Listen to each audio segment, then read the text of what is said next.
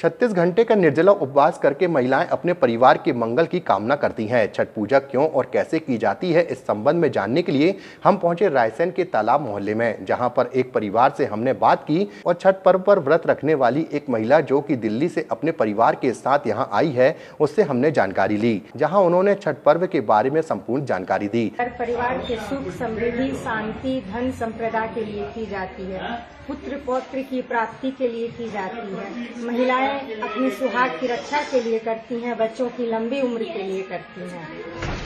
कितने घंटे का होता है ये?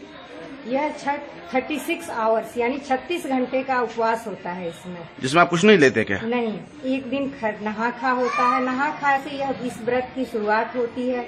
उस दिन चने की दाल, लौकी की सब्जी, चावल और रोटी सब चीजों घी में बना करके, शुद्ध देसी घी में बना करके नहा खाए का शुरुआत किया जाता है। छठ व्रत का शुरुआत नहा खाए से होता है। अगले दिन खरना व्रत होता है। खरना व्रत में पूरे दिन का उपवास होता है निर्जला, और शाम में बासमती चावल से रसियाव यानी दूध, गुड़ और चावल से बना करके उसको लकड़ी के, आम की लकड़ी के चूल्हे के साथ बना करके और रोटी के साथ सर्व किया जाता है और माता को भोग लगाया जाता है। उसके बाद 12 बजे के रात के बाद, खरना के 12 बजे के रात के बाद न तो जल न तो अन्न ग्रहण करते हैं।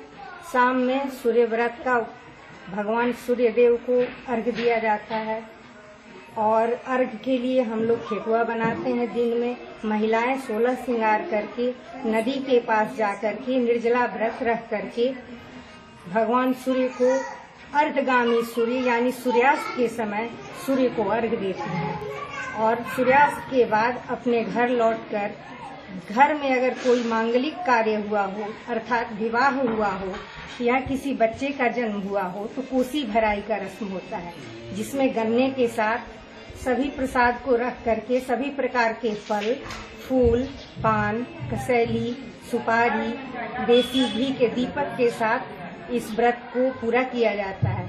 फिर पूरे रात उपवास रख करके सुबह सूर्योदय से पहले उसी जगह जहाँ पे शाम में आपने व्रत किया था, भगवान सूर्य को सूर्योदय के समय अर्घ दे करके उपवास का समापन किया जाता है। अभी कितने घंटे हो गए आपको निर्जला व्रत किए हुए? हम लोग को 16 घंटे हो गए।